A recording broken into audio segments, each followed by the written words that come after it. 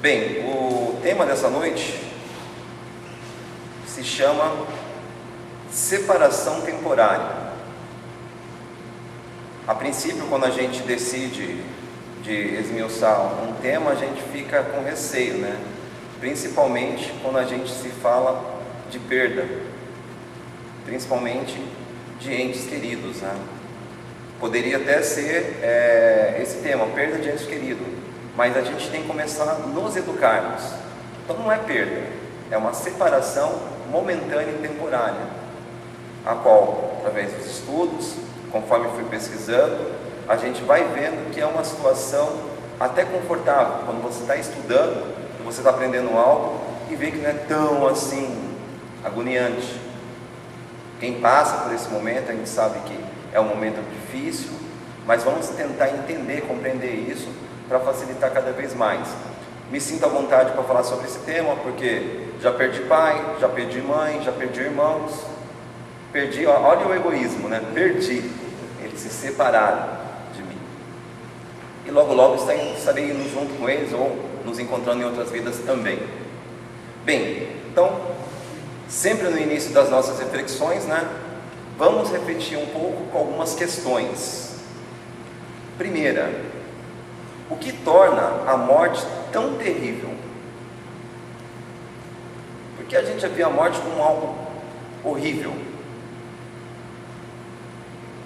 A gente tem pavor disso. Por que não a aceitamos?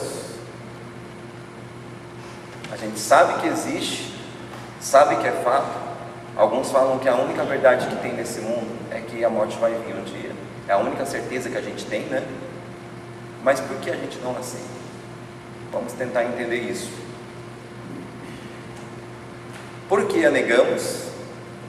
E ela realmente existe? Vamos ver também, né? Se ela realmente existe ou não. Ela é um castigo de Deus? Principalmente quando uma criatura jovem se vai, é mais agoniante ainda, né?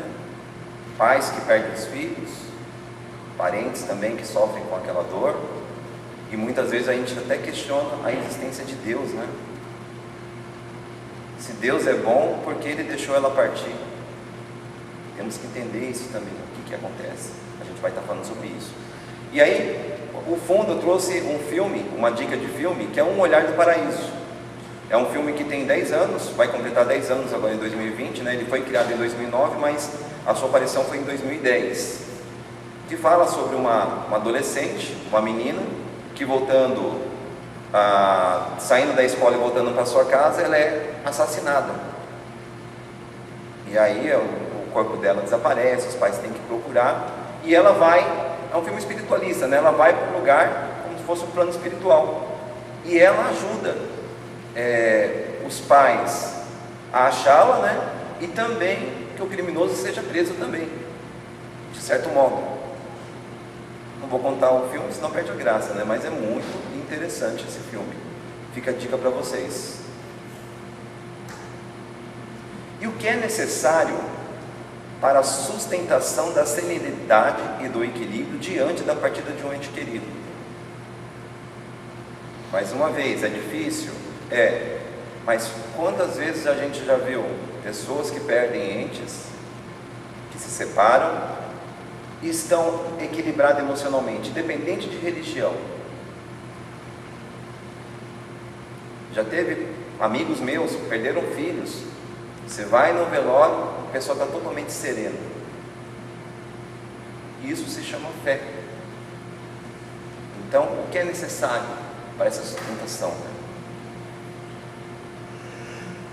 No que pode nos beneficiar a vivência de uma religiosidade mais equilibrada?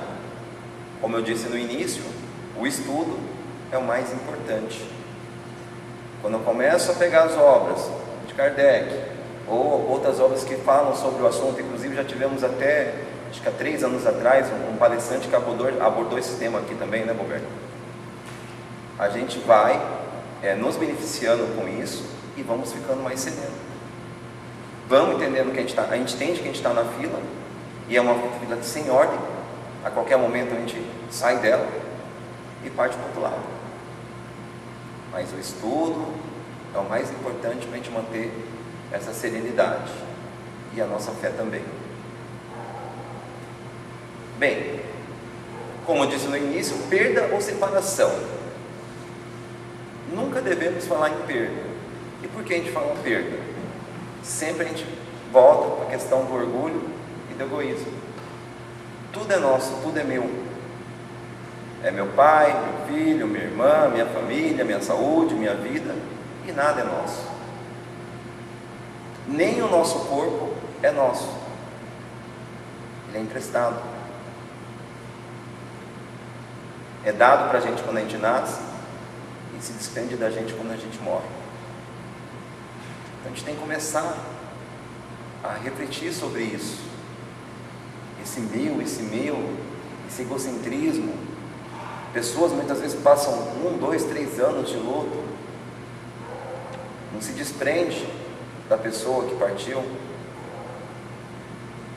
e aí sofre os dois, né? O que está lá no plano espiritual, o sofrimento que está, e o de cá também, que está quase indo também, tem alguns que vão. Já teve situação de filho estar enterrando o pai num dia, no outro dia o filho está sendo enterrado, e um dia antes pedindo, me leva, me leva, me leva, e aí terminou indo também. Você vê como que é forte essa dor.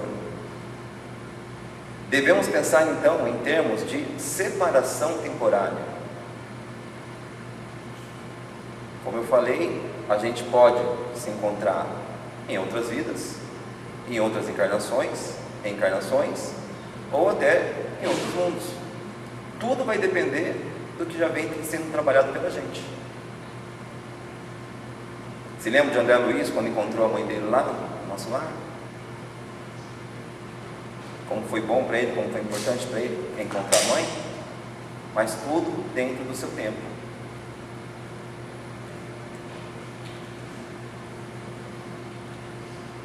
Então, como pensar nos entes queridos desencarnados? Primeiro, sempre lembrar dos momentos felizes, dos bons momentos. Segundo, raciocinar em termos de fato consumado. Aconteceu. Não tem mais o que ser feito. Pensar em termos de separação e não de perda. E sempre confiando em Deus. Sempre. No que consiste a contribuição da doutrina espírita para essa inevitável realidade?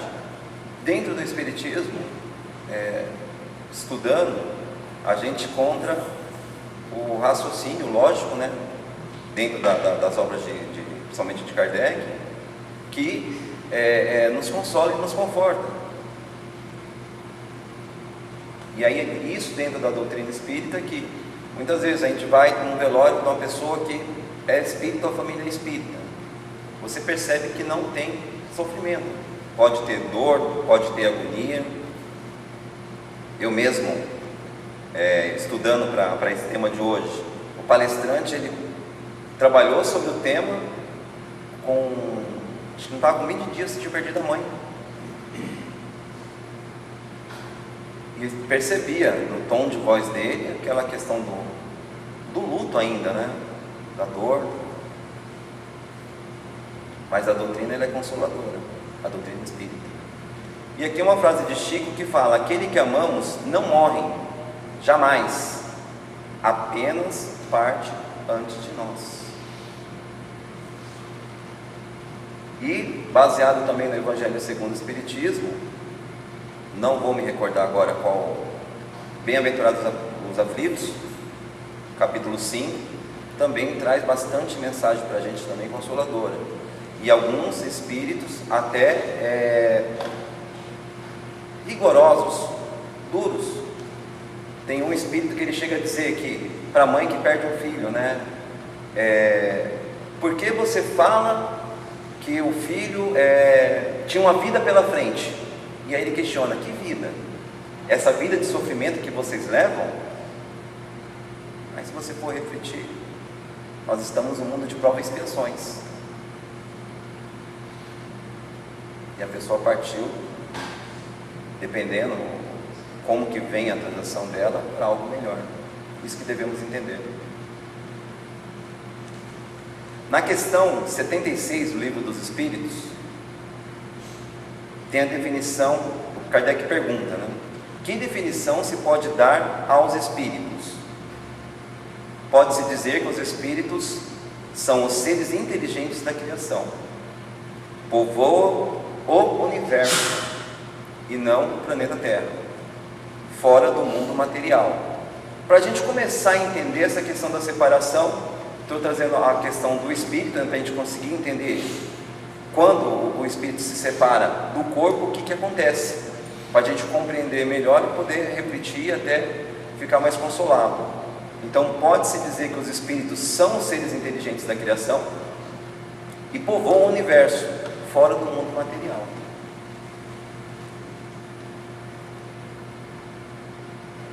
O Espiritismo ensina-nos que a alma é um espírito encarnado, sendo o corpo tão somente o seu envoltório. Assim, no homem existe três coisas: o ser humano, o tríplice aspecto. O corpo, quem morre é o corpo, não é a gente. Isso é bem claro para a gente, que a nossa vida ela é eterna. A gente já vem trazendo ela de muitas outras vidas. Então, o que morre é o corpo por ser algo biológico. Então, vai passando o tempo, o corpo vai ficando fraco e tudo mais, ou alguma doença, alguma coisa, e ele termina morrendo. A ligação do corpo para o espírito vem o perispírito, que faz essa ligação entre os dois e o espírito. Então, quando há o desencarne, há o desprendimento do espírito do corpo. E aqui fica o entendimento para nós espíritas, né? Que a gente começa a entender. Eu mesmo venho de uma religião católica. Eu era muito pegado ainda ao catolicismo, de ir em sepultura, de ir acender vela. E conforme você vai aprendendo a doutrina, você vai vendo que isso não é necessário. Eu, quando cheguei aqui no Paraná, eu tive vontade de até trazer os corpos do meu pai para cá, dos meus pais, de São Paulo para cá. E hoje percebi que não tem essa necessidade. Eles estão em outro plano, não estão lá, não. Os restos mortais deles estão no cemitério lá de São Paulo, mas não tem essa necessidade. Meu pai, quando faleceu, eu ia toda semana no cemitério visitar ele, conversar. E depois a gente vai percebendo que não tem essa necessidade. Então, voltando, o corpo é o ser material, análogo aos animais e animado pelo princípio vital. A alma, o ser imaterial. O espírito encarnando o corpo, e o laço que prende a alma ao corpo é o princípio intermediário entre a matéria e o espírito, a que Kardec deu o nome de perispírito, que faz essa ligação. E aí depende da idade da pessoa, desde um bebê até uma pessoa de 120 anos. Esse espírito ele já vem de muitas vidas, e já com a sua missão, já com os seus problemas, com os seus acertos, com os seus erros. Então ele vem para esse mundo cumprir sua missão. Pode ser curta, pode ser longa, mas é o espírito que a gente estamos trabalhando, estamos conversando aqui. Ele veio e foi, e se mantém. E se tiver traçado para a gente se encontrar, a gente vai se encontrar.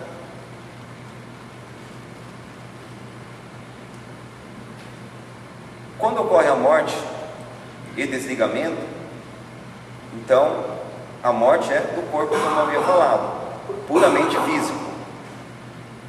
O espírito ele se desprende do corpo através do perispírito. Então é um desligamento puramente espiritual. Já vem uma equipe socorrer esse corpo em muitos casos, e ele retorna para a parte espiritual. Também o espírito em determinados momentos também sofre. Se for um espírito muito egoísta, muito orgulhoso, e não aceitar essa morte do corpo dele, vem a equipe, ele não aceita ajuda e ele fica ali. vai para o velório, vai para o cemitério, não se desprende, até conseguir. Volta a estar ao nosso lar. O que aconteceu com o André Luiz quando desencarnou?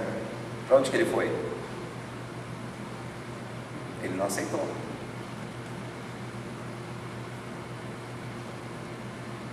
Na questão 149, Kardec ele pergunta: o que sucede à alma no instante da morte? E olha o que o Espírito responde: volta a ser espírito, isto é, volta ao mundo dos espíritos, donde se apartará momentaneamente.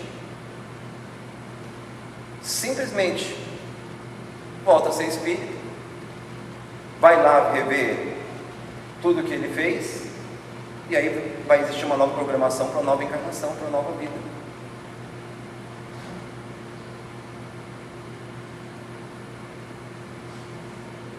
E aqui é como agir em velório. Por que eu estou trazendo isso? Gente, hoje em dia, eu mesmo particularmente não gosto de ir em velório. Não gosto. Pode ser meu melhor amigo, compadre, parente, mas olha, se eu puder evitar, eu não vou. E não é por falta de respeito, nem do corpo que ali está, nem perante a família. Hoje, velório, em alguns momentos, a gente não pode generalizar, talvez se tornando um ponto de encontro. Rever os familiares, ficar batendo papo, e muitas vezes o corpo fica esquecido ali. E o espírito que está ali em torno do corpo, se ele não aceitou o desligamento, começando a observar tudo aquilo. Então, quando a gente vai, olha lá, como muitas dos espíritos ainda não estão ligados ao corpo físico, muitas vezes eles ouvem nossas vozes, sentem as energias e vibrações que estão naquele ambiente, e por isso é fundamental evitar críticas e piadas no local. Pelo menos a maioria dos velórios que eu fui até hoje sempre tem. Maus pensamentos. Mas se vai com afinidade, evitar maus pensamentos. E atitudes inadequadas. Chegar no velório e jogar truco. Não tem como, né? O que é o correto fazer? Se mantém em prece, se mantém em oração, mandar vibrações do Espírito. Respeita todos os familiares naquele momento. Então o ideal é ficar quieto, não é ficar batendo papo, não é ficar jogando conversa fora. E sempre o silêncio respeitoso, até o momento do enterro. Então fica como sugestão, né, como agir no velório e sepultamento, em respeito ao espírito que ali está, que muitas vezes não foi socorrido ainda.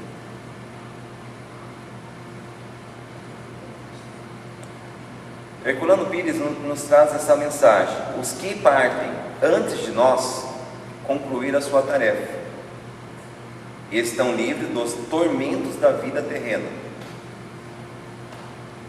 mas como nos amam, continuam ligados a nós pelo pensamento, pelo sentimento, pelo amor que nos dedicam. Eles vivem e nos esperam para o reencontro.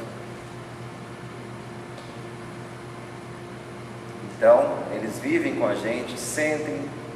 Então, não tem a necessidade de ir lá no cemitério fazer uma prece para meu pai, para minha mãe, para meus irmãos que eu perdi. Se eles estiverem próximos de mim, eles vão sentir isso. Se eles já estiverem em outro plano, também. Ou de repente até encarnaram de novo. Pode ser meus filhos, hoje. Eu perdi uma irmã, né, recém-nascida, e perdi um irmão com 16 anos. Isso há 44 anos atrás, antes de eu nascer. Eles partiram, né? De repente, hoje pode ser meu filho e minha filha. Eu tenho um filho de 20, tenho um filho de 14. Se estiver na programação, não tem como dar certeza, lógico, né? Mas quem sabe? A perda de entes queridos nos abala profundamente, a questão da dor. Mesmo compreendendo a grandiosidade da vida espiritual e a eternidade da alma, somos compelidos ao choro, à tristeza E muitas vezes nos entregamos ao sentimento de incompreensão, como se aquilo fosse um castigo ou um ensino. Não devemos pensar que é castigo, principalmente que Deus quer assim, tá? Procurar entender, a tristeza ela vai ser natural, tem as fases do luto, eu não trouxe, mas a primeira fase, você se entorpece, você não sente, muitas vezes fica até fora de si, mas depois você vai aceitando, e aí depois você vai fazendo as orações, vai entendendo aquela entrega, de fato, deixa o espírito partir para o plano espiritual tranquilamente. Eu me lembro que a minha mãe, quando ela partiu, ela ficou 30 dias internada. Ela ficou 7 dias, voltou para casa para se despedir da casa e dos netos, voltou para o hospital e ficou mais 21 dias internada. E com o terceiro dia, a gente podia ligar para a UTI e perguntar como que era o estado, né? Então era estado normal, depois tinha um estado grave e estado muito gravíssimo, né? Então, primeiro dia eu liguei, estado normal para grave. Ah, tá bom, vai melhorar, né? No outro dia eu liguei, está grave. Aí no terceiro dia eu liguei, como que está? Gravíssimo. Eu entrei em desespero, comecei a chorar, comecei a gritar, minha esposa teve que chamar vizinho para me acudir, eu fiquei totalmente fora de mim. Isso com 3 dias que ela estava na UTI novamente, né? E naquele momento aí eu percebi que já estava perdendo minha mãe. Ela ficou mais 20 dias na UTI. Tanto que no último dia que ela desencarnou, eu ainda cheguei no ouvido dela e falei: mãe, só quer partir, pode partir. Não fica presa nesse corpo. Já fazendo hemodiálise, tudo, né? No caso, a gente já tinha parado, falei, pode partir. Eu vou ficar muito bem com a minha família aqui. E aí, justamente naquela noite, ela partiu, ainda veio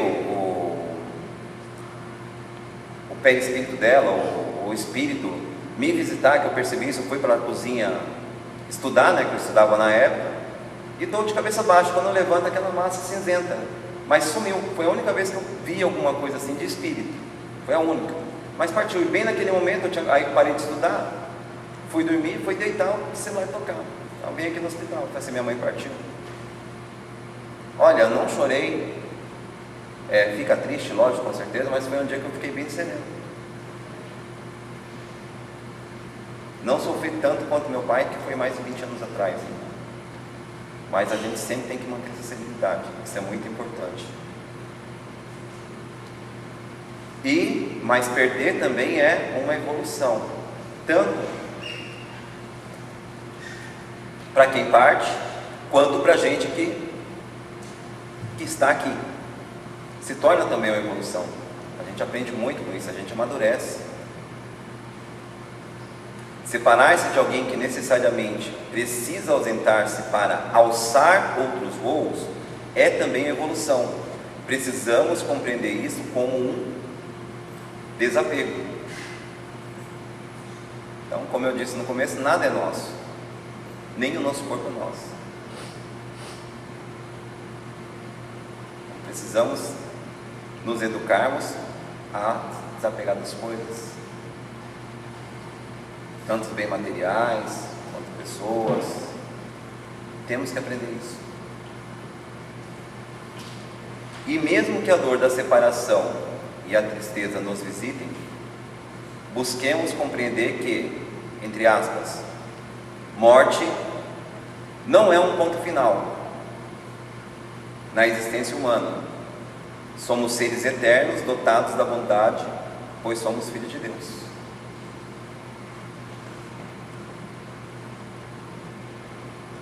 Compreendamos que o desenlace carnal é o encerramento de uma etapa e não o fim de uma vida. Essa transição não está acabando, a gente vai estar continuando. Eu fico muitas vezes admirado com pessoas que só existe essa vez, que quando, com as suas religiões, lógico, né, afirmam que a vida é única, a vida é só essa. Aí eu falei, nossa, mas se a vida é só essa,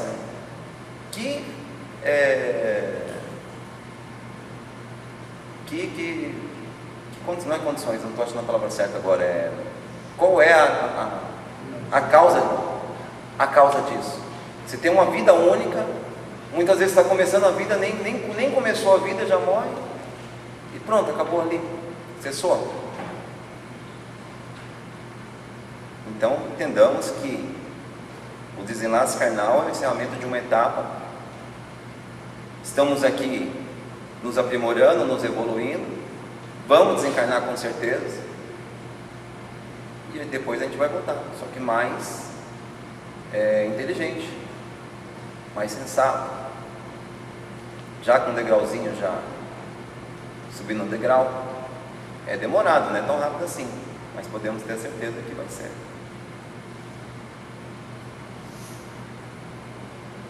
Por isso, é importante que os familiares e amigos se recolham em prece no momento do desenlace, enviando vibrações energéticas que auxiliem o irmão desencarnado a encontrar na dimensão dos espíritos o amparo que necessita. Depois do passe, a gente vai para nossas vibrações.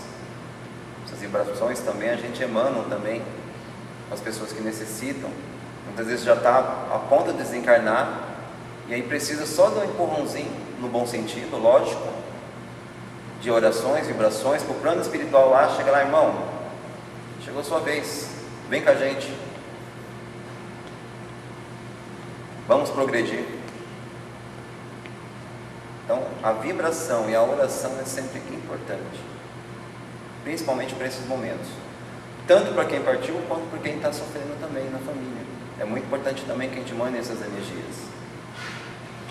Semana passada encontrei uma pessoa que já está 3 meses de luto por um amigo, e ela não pode falar nem o nome do amigo, que já começa a chorar. 3 meses de luto.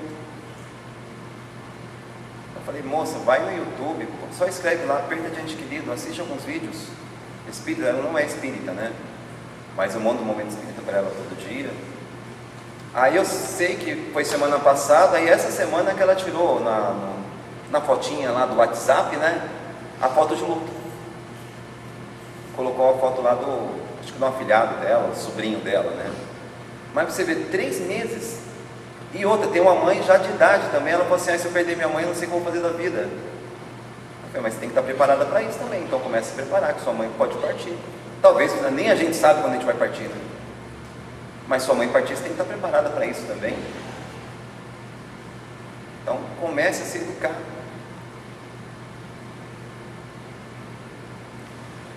Os ensinamentos que a doutrina espírita nos traz é a certeza da continuidade da vida após aquilo que chamamos morte.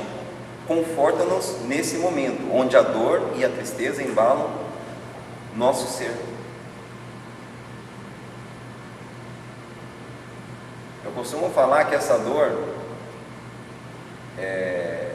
ela é intensa na primeira semana, mas depois ela vai diminuindo, vai diminuindo, vai diminuindo. E ela vai se tornando saudade.